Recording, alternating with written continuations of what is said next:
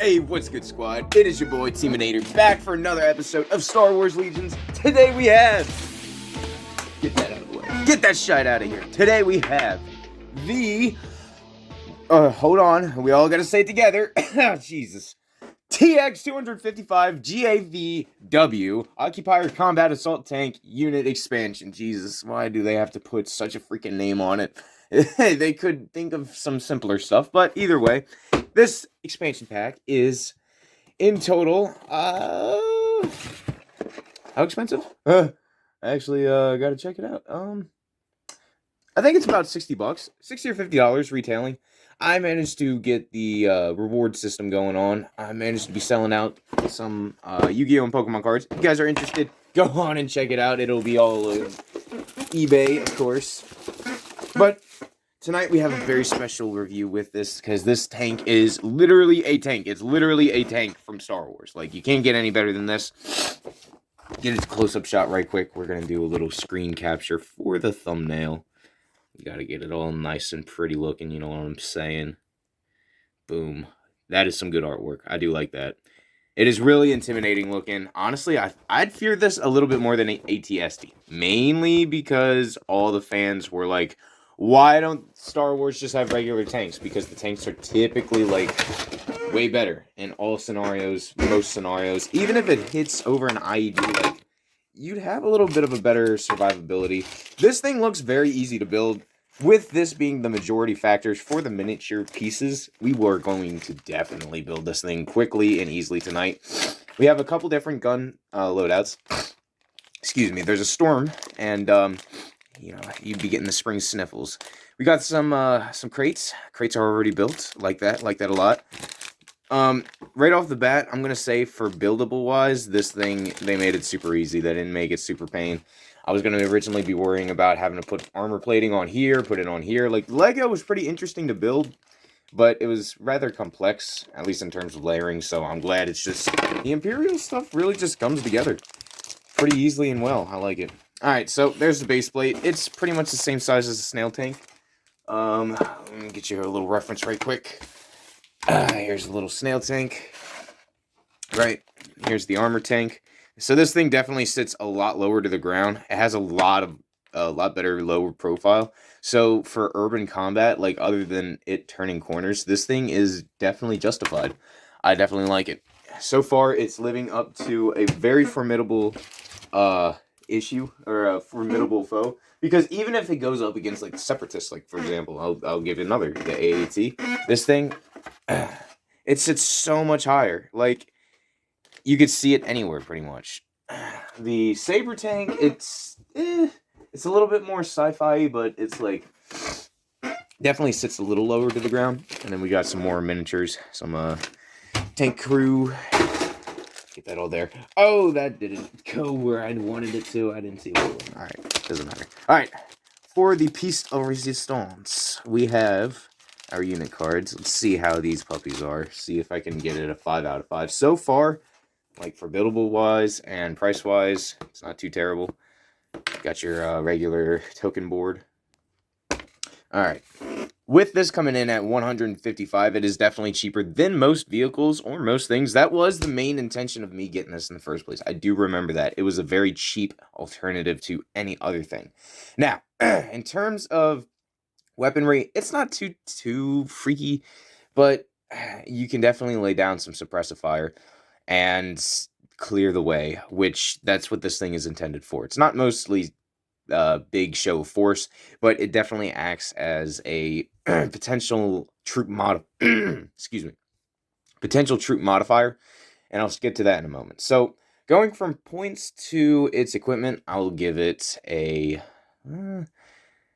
see, the equipment on it's pretty standard, but since it's pretty cheap, I'm going to give it a 4 out of 5. I wouldn't give it a 5 out of 5 because the equipment is definitely on the minimal, but that's okay because it is a rather cheaper vehicle and a plentiful one at that. I might just throw 2 of these in. You could basically have them cover from one of each side, and that could definitely pose an obnoxious threat to your opponent, or have both of them run up right behind the middle, one after the other. Like, it's less than 300 points. Like, well, it's less than 400, I should say. which is less than half of your army. So you could technically have a composition of these two. I would like to have this with Kelos.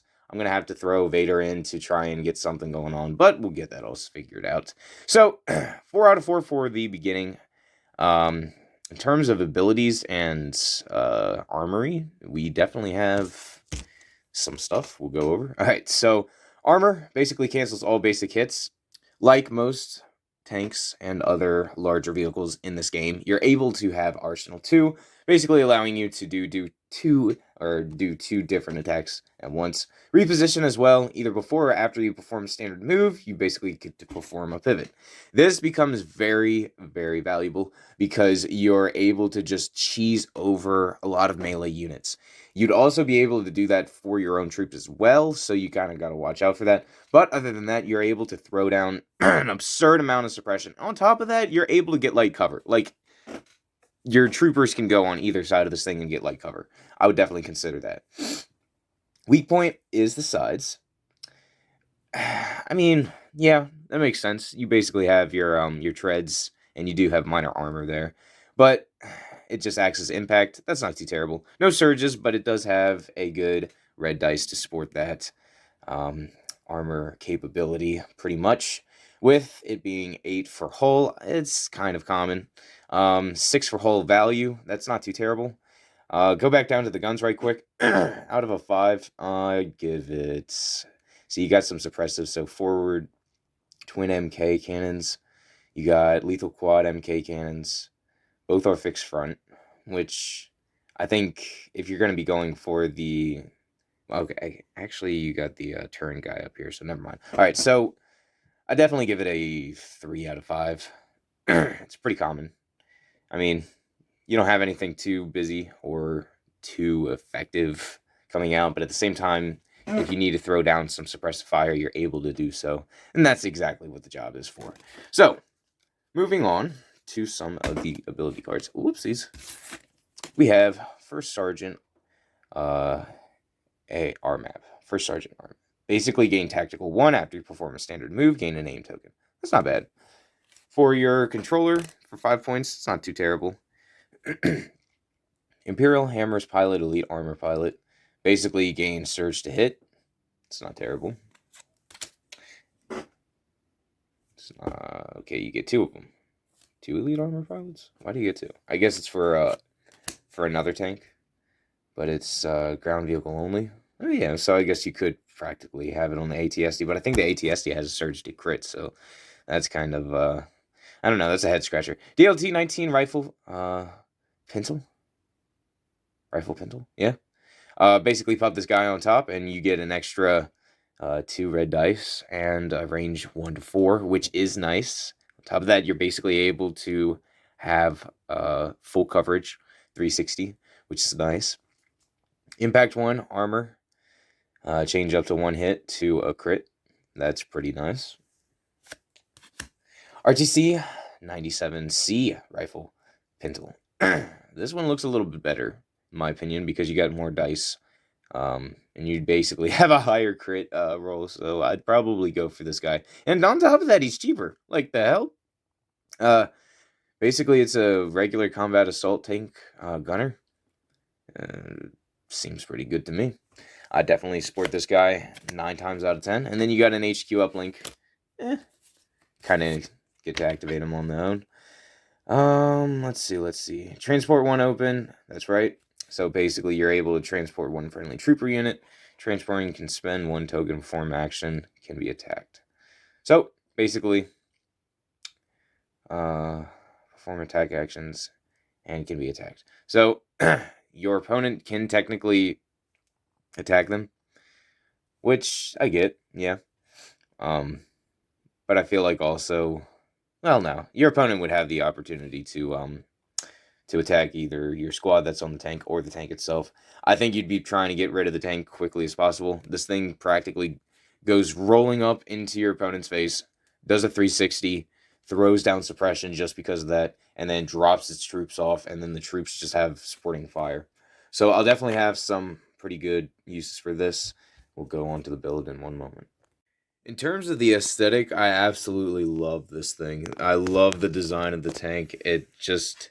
it really just complements the Imperial regime of the Empire at the time in the height of its strength. And in terms of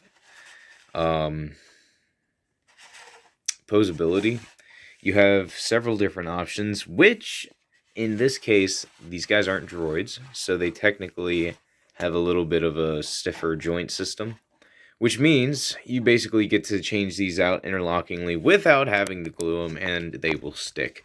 Now, the only critique I have is you being the gunner, you can't necessarily move around when this guy is having his head poked out. Otherwise, you'll hit his helmet. Other than that, it's just a little teeny tiny aspect. Building wise, you just throw these two guns together, and the worst of it is the gunner up top, and that's it. These you can take on and off, make them objective tokens, something like that. Can run around and collect them. Basically have like an Imperial crystal run, you know. They're out of their crystals, so they gotta go get some. But in terms of effectiveness, I think this thing would be really disgusting on the battlefield. This guy technically has the 360 arc. On top of that, you have two main cannons that can just rain absolute hell. Let me know what you guys think of this in the comments below. Let me know how you think it should be used, all that good stuff. If you guys are interested, go check out that Discord. You already know we're always taking members, and we're already getting some people ready and primed to do some games. So as soon as we get this stuff all figured out, we'll be more than happy to join. Until next time, this is tx-225 signing off. Bye-bye.